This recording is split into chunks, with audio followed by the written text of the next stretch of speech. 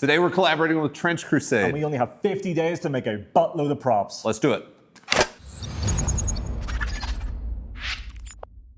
Okay, Jamie, for those not in the know, what is Trench Crusade?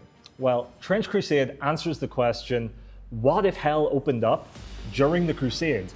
Progress forward 800 years, it's now the year of our Lord, 1914, where the forces of heaven and hell are forever fighting in the trenches. In like this World War I style battlefields. Mixed with like Crusader era imagery. I remember when you came to me about the Kickstarter. Yeah. You're telling me about this new game that was running and why we should all play it. Yeah. And like we backed the Kickstarter.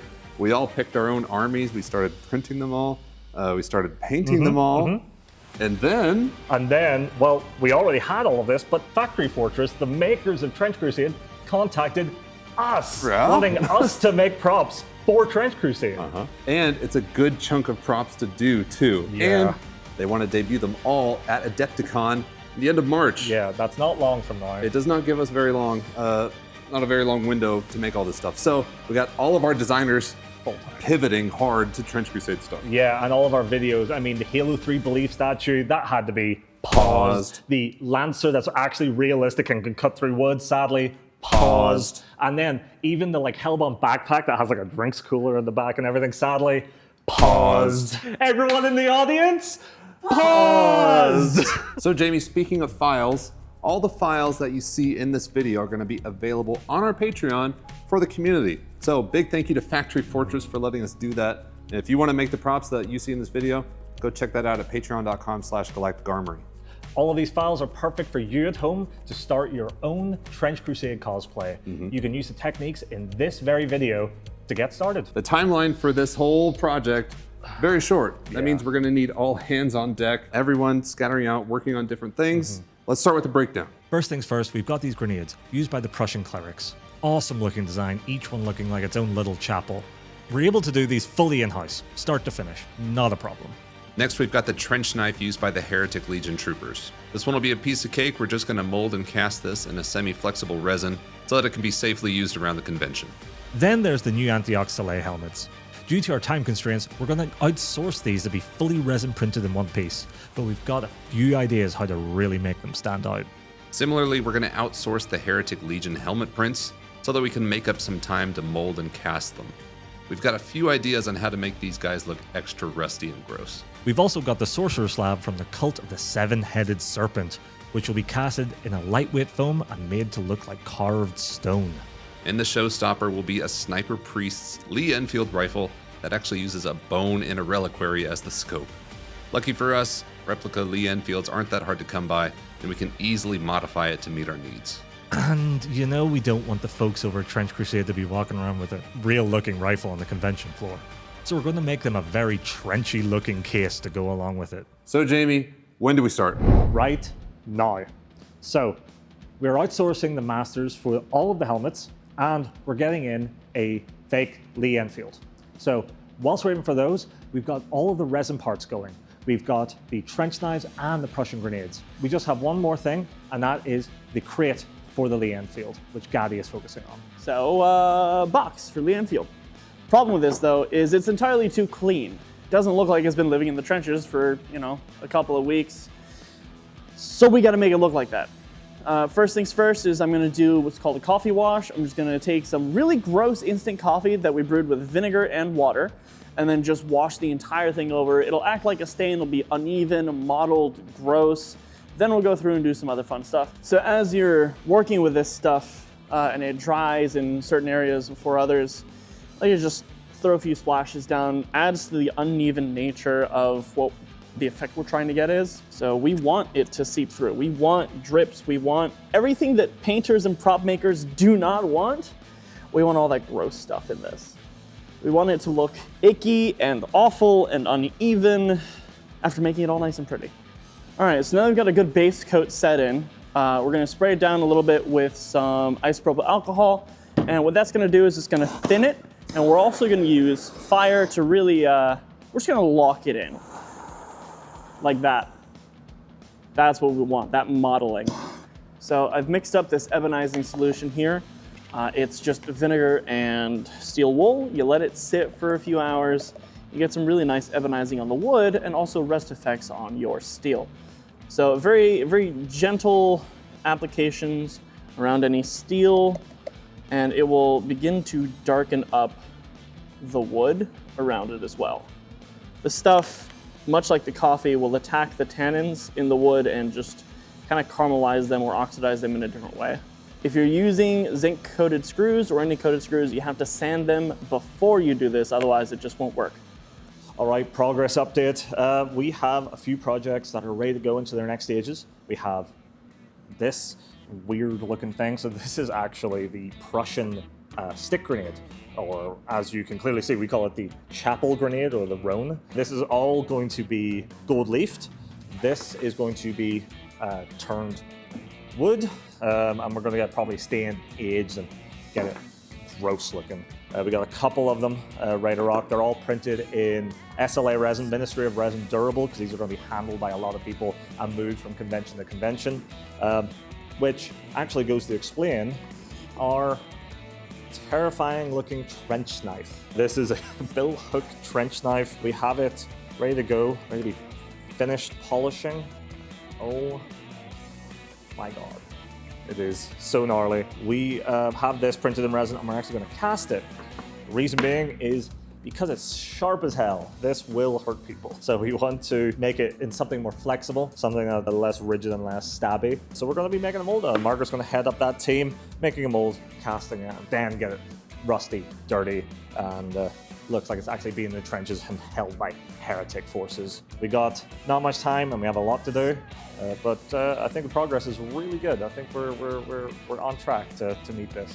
I'm going to go ahead and start getting all of the gold leaf done up, the gilding process for the Prussian grenades as well as the cross for the Lee Enfield box. It's a pretty involved process. We're going to start out using some 24 karat gold leaf, and it's going to take some time. It just takes a while. It's a lot of small fiddly work. When it's done right, it's gorgeous, and the effect is second to none. There's gold and then there crosses. Next up in the process is to actually make the wooden handles for our Prussian grenades. We have our PLA 3D printed master that I'm going to be basing this off of. Once I get them to form into shape and finished surface, I'll then go through and take something that's pretty and make it ugly. So we're going to do some more ebonizing like the box, as well as burning and a bit of dirty down.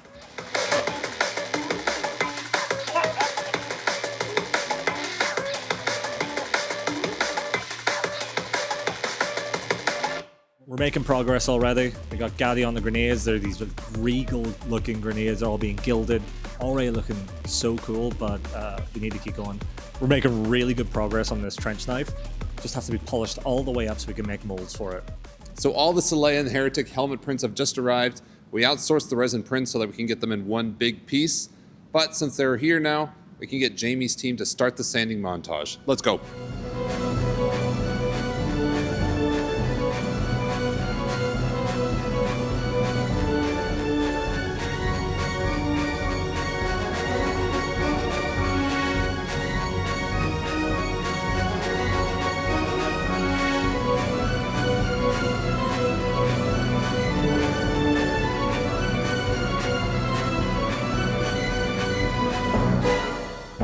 We're T-minus 30 days exactly to Adepticon. We're getting to the technical part now. Everything's looking great. Everything is ready in its master state. We got the Heretic helmets, we got the trench knife, got the Sallet helmet, and we've got the tablet. Grenades done. We just got to get molding these ready for casting in whatever material we want. So basically we have our Trench Crusade trench knife here. It's printed out of resin. And since this thing is still super sharp, could basically kill a man as it is, we're gonna go ahead and make this into a mold. So what I'm gonna be doing now is I'm going to be prepping this for the mold. I'm gonna be putting a wall of clay right down the middle of it so we can make a 2-part mold. So now that I kind of got it blocked in, I'm gonna go in and push everything up against the edge of the knife right here, so it has a nice crisp edge, because we want the seam to be right along the edge. So basically once you demold it, you won't really have to clean it up basically, it'll look like that.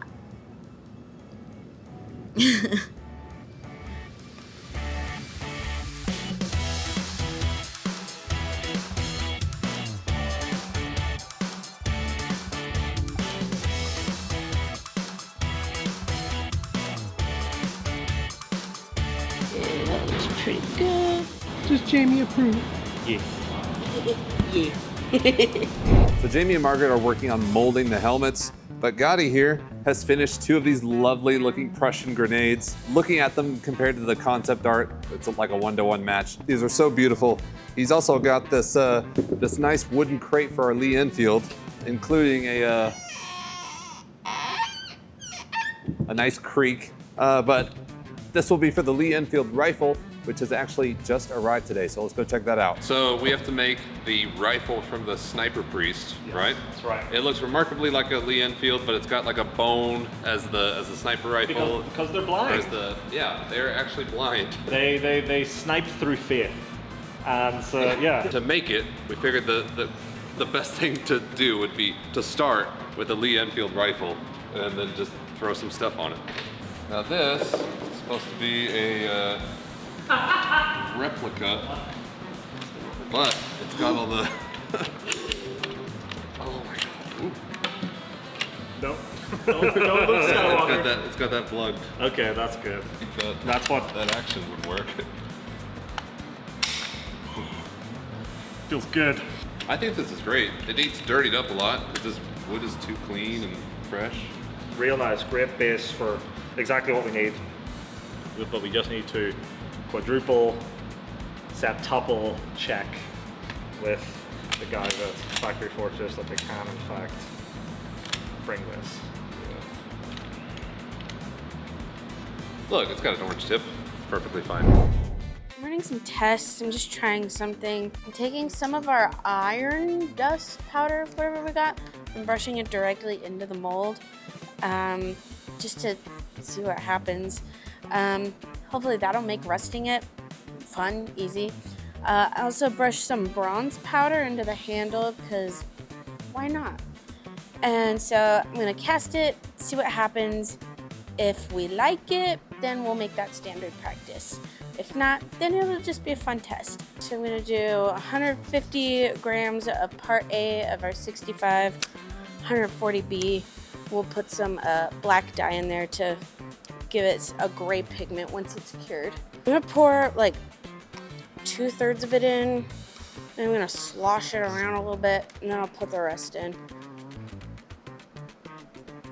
This thing has got some really sharp edges on the inside, really sharp corners, and in those corners air pockets like to form. And so basically what that does is it just goes in and fills those air pockets with the resin so we don't get any nasty air bubbles. Smack it around a little bit, just get any remaining air bubbles out. And now we wait. It's been about 30 minutes. It'll still be a little warm, but it should be good to handle. Look at the texture. That's nice.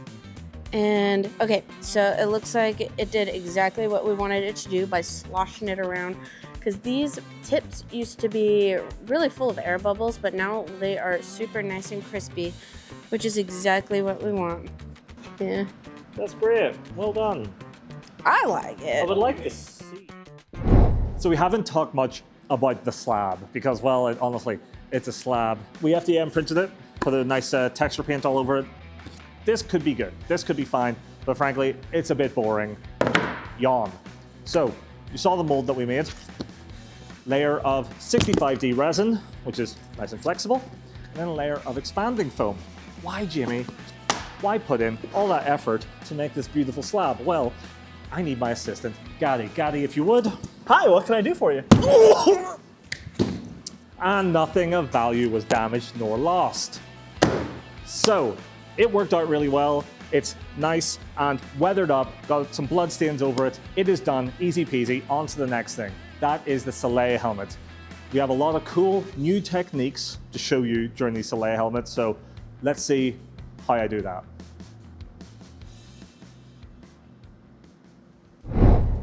So for the Sallet helmets, we're going to start with a cool new technique.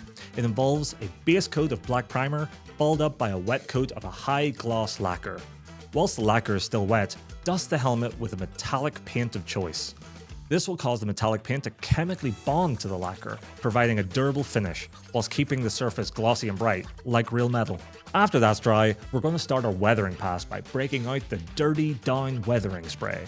For a helmet this dirty, we're going to use the dark brown spray, spreading it with a very damp cloth and letting it dry in all the recesses to emulate dirt buildup. And now you may be wondering, Jimmy, what is this mystery grey sludge you're putting on the helmet? But don't worry, Margaret will show that off later in this video. All right, so we have a before and after here of our new Antioch Sallet helmets. You can see what just 10 minutes of applying some really simple solutions and sprays can do to get a really realistic and finish that I'm really happy with. But we have a different helmet here. This is going to be the new Antioch Lieutenant. That's right, Lieutenant, not Lieutenant. Difference is it's going to be covered red. We're going to have this cool new Antioch logo on the forehead, and we're going to do some different weathering methods on it just to show the buildup of paint and dirt, grime, everything that's built up on this helmet compared to a raw metal helmet. So just like the first helmet, our Lieutenant helmet will start with a black primer base coat and the same lacquer metallics we showed off earlier. The difference with this helmet is that it is painted a bright red to distinguish the rank, and as such, we need to imagine how layers of paint would peel and chip after months in the trenches. And for this, we're going to take a technique that I often use when painting miniature tanks or terrain, and that is salt weathering. All you need to do this technique is some flaky salt and hairspray. Give the area you're working on a liberal coat of hairspray and just randomly throw salt against it so that it sticks to the surface. Mix up the application by adding some powdered salt in areas that you imagine that are only starting to chip. We're going to follow up with some liquid latex to apply heavier chipping and bridge some of the thicker clumps of salt. To add some fun depth to the paint job, spray over all of this with some black primer, and then add even more latex to the edges of your previous layers. Finally, we can hit this whole thing with Rust-Oleum Colonial Red. Now we get to see the results of all of our hard work. We're going to peel away the latex and soak the helmet in water to help the salt release, leaving behind dozens of random chips, scratches, and built-up texture. Obviously, we want the weathering to match the previous helmet, so we're going to use the same application of Dirty Down weathering spray. And remember, if you want to print this file for yourself, as well as watch an upcoming extended video of this process, be sure to check out our Patreon. But for now, let's go see how those Heretic helmets are looking.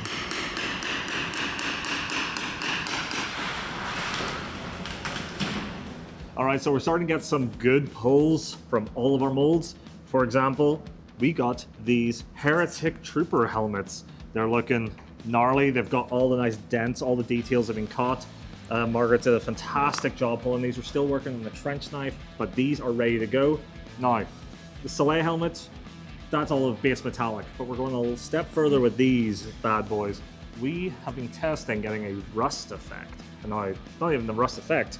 This is actual rust. Actual rust that binds to a Science. surface. So, Margaret, run us through our next steps here. So what we're going to be doing now is we're going to be, like the Sallet helmets, we're going to be getting that metallic finish. Once we're done with that, that's when we can go in and make it gross with the rust. So we have some American Heritage iron powder, dust, flakes, whatever, and Mod Podge. And we're going to make like a paste out of it. So when we look at the art right here, it looks like, me and Jimmy were discussing, it looks like the whole symbol itself is just like completely rusted. Almost as if carving the symbol into the helmet itself is causing the rust.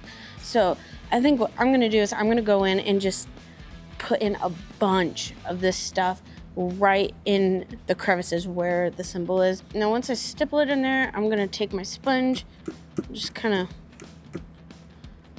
wipe it away, push it around, just to make it look a little more randomized. You may have seen this during other parts of this build and stuff, but we have rust juice here.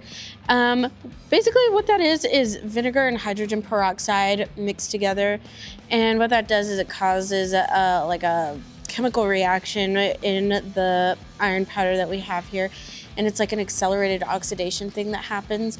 And so I'm gonna spray this directly onto the iron, and we're gonna start to see the oxidation almost immediately.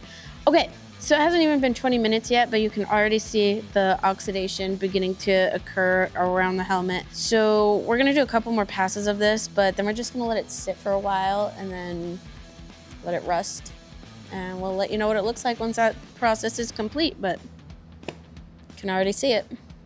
So it's T-minus 15 days until Adepticon, and the last major hurdle is the Lee Enfield rifle. So we're having to divide and conquer on it a little bit, splitting up the tasks, but we're hoping that the weathering and the design aspects really bring it all together. So I've gone ahead and done some preliminary weathering and stripping of the lacquer on the rifle. We're going to be doing a modified Shosugibang type technique where you burn the wood and then wire brush to give it a more aged look. From the concept art that we were shown, it looks honestly pretty much like driftwood. We're not going to go quite that far because this thing would fall apart. What this technique does is it really opens up the grain of the wood to give it a more aged, more weathered appearance, and honestly I think it just looks prettier. On top of that, you need to think about where your hands are going to go on something like this. So that gets polished a bit more. Same with where the cheek will end up. It's going to get a bit more polished. If you're sighting in, that's going to rub away. I've also gone ahead and highlighted all of the wearing edges or all the high points where something is going to contact, things are going to rub and wear over time. Take a little file, get right in there, just bring those edges up. While Gotti is finishing up the weathering, our new team member Janessa is engineering the linchpin to solve the rifle's biggest hurdle. To make the hardware for the reliquary, we wanted it to match handmade metal pieces from 1914.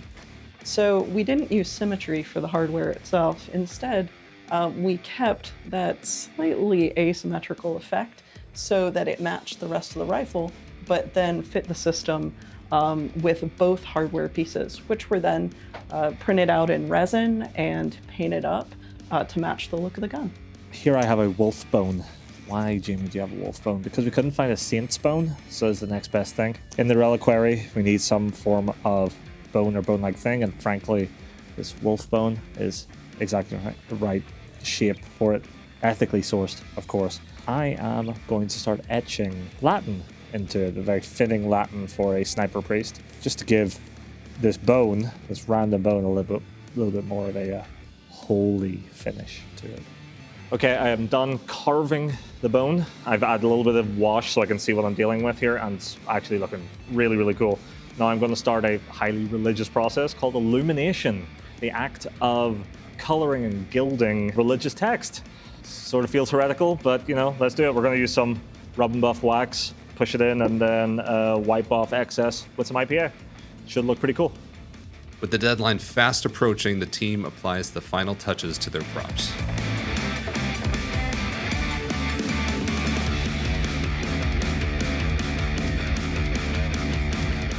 Well, here we are after weeks of effort. We have finished all of these Trench Crusade props.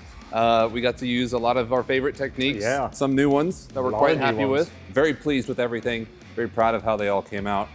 There's only one thing left to do, Jamie. And that's to get it to Milwaukee. Milwaukee, off to Adepticon we go. Da Binky?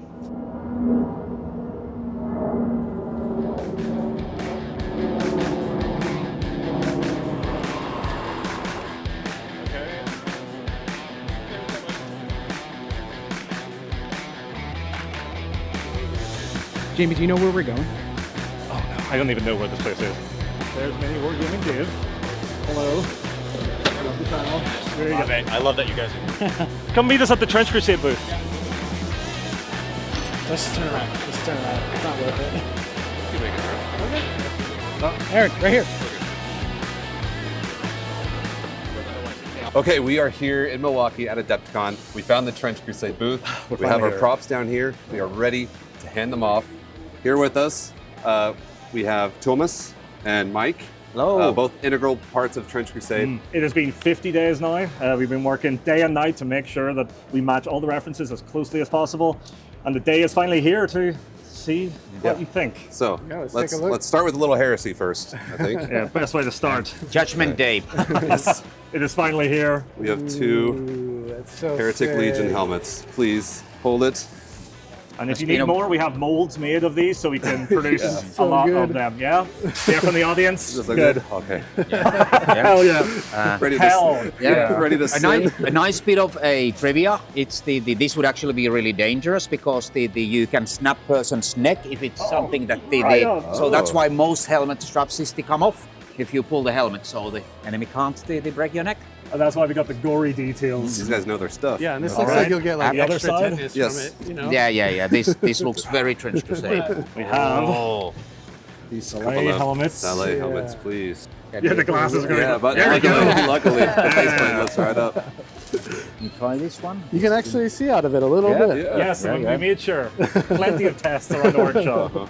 Here we are, the Prussian stick Oh, grenades, hell yeah. or as we've been calling them, the chapel roans, the chapel grenades. So Yeah, feel please, free to please. handle them, gentlemen. They are Very And sturdy. the fans are gonna call these so much holy hand grenades. Yeah, it's not I even hope real. you're ready. proper wood handles as well, Yeah. hand carved and Yeah. burned. Yeah. It's like when I'm like a little kid playing guns, like, I just they kind of just- like run around with these. Yeah. Like, Yeah, got a very nice stick I that just you wouldn't love want forever. to break it. The troops in the real world war nicknamed these potato mashers. Of course. Yep. The Irish in me agrees. And the fans will be able to, I saw the video, fans will be able to make these themselves with the Yes. You're with exactly the files right. that you Oh, did. cool. So These are awesome. Absolutely gorgeous. Next, Ooh, oh, you made Oh, two. yeah. Yes, So so- one of our good. favorite designs, the trench lethal coat. in every direction. He like, watch out! Yeah. You hit yourself. Yeah. So cool. They are all resin casted as well, so we can make multiples of Yeah, very these. durable. Neat. Uses the same rest techniques as the helmets here. Yeah. One more for you. All right. Little You got the slab. slab, and Aaron, if you would Oh, do the sure, honors. Very, very It is durable. completely foam, Oh, neat. Okay. so people can handle this. You can throw it at each other. yeah. And Yeah, I used so- to teach swim lessons with something like that. Yeah. And when you fall into the lake of fire, it's For the grand reveal, which All is alongside Okay, this here we go. custom-made I'm One gonna for sneak the in older this way. marbles. property People of set New it up here. Antioch weapons crates with here. your design So of the sick. concept Yes, of a the sniper blind priest. sniper priest, Lee Enfield. Most common questions we get is that why does a sniper priest require a sniper scope? And its obvious answer is that there is a saint's tight bone inside. Of course. Yeah, absolutely. There is a Polish saying that is that the man shoots the gun, is that the god guides the bullet. Oh, okay. Well, we Took that very actually literally, I like have carved or illuminated across this wolf bone. Not an actual saint's bone because it's too expensive. Yeah. We have a budget. But this is a wolf's bone that was actually carved with similar Latin phrases. So spend some time reading the text, the holy Translating. text. 50 days later, All right. the sniper priest Lee Enfield Please. with saint's bone scope. That looks really cool, man. This is incredible. All right. Ready to kill some heretics for this thing. Yeah. Nice little New Antioch. Yes, including a new ended. Antioch weapon charm because, Oh, it's a 50 wow. kill bonus. You know. Lance of Longinus. Legal sake, this Yeah. is not an Purposes of- actual yes. Lee Enfield, so it can be brought to any convention. Excellent. It's utterly safe If to you look use. through the side, you'll see it has no metal barrel Yes. down the length of it. Yeah. So But it still completely goes convention click, safe. which is the But it does priority. have a That's the nice, important part, nice little Yeah. metal sounding Yeah. click. No, Right. I mean If I had that as a kid, that would be very exciting. Right, you get in a lot of trouble with that. There is going to be some happy fans taking photos with this. I think it was a rather successful delivery. Don't you Yeah, agree? yeah. I think so. But yeah, and thank you guys so much for the opportunity. You know, we Yeah. loved working on this. Like I said, we were fans of Trench Crusade even before you guys reached out to Cool. us. So Yeah, this was a match made in heaven, honestly. yeah. Let's see Or what hell. the future brings. I mean, I think these are going to do some heavy-duty touring around North America. Yeah. But let's see what we come up with next year. Yeah, maybe some kind of full-scale artillery witch or something. We've been talking about that a lot, actually.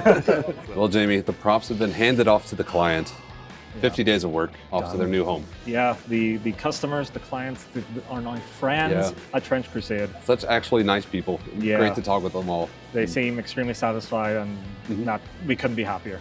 And if you're watching this now, Adepticon 2025 is over, but Trench Crusade is going to keep touring to other conventions across the country, across the world even. Yep. These props are going to follow them. So if Trench Crusade is on the docket for your convention, check out their booth because you might see some of our props and get to handle some of them too. And this is just wave 1 of all the files that we'll be producing for Yeah. Trench Crusade. Look out for wave 2. We have a lot of plans and they have a lot of plans and a lot of things that we want to make together. We're extremely excited. So- Thanks again to Trench Crusade for this For opportunity. everything, yeah. And lots more to come. Yeah, and remember, stay trenchy. Stay trenchy. I can get behind that one.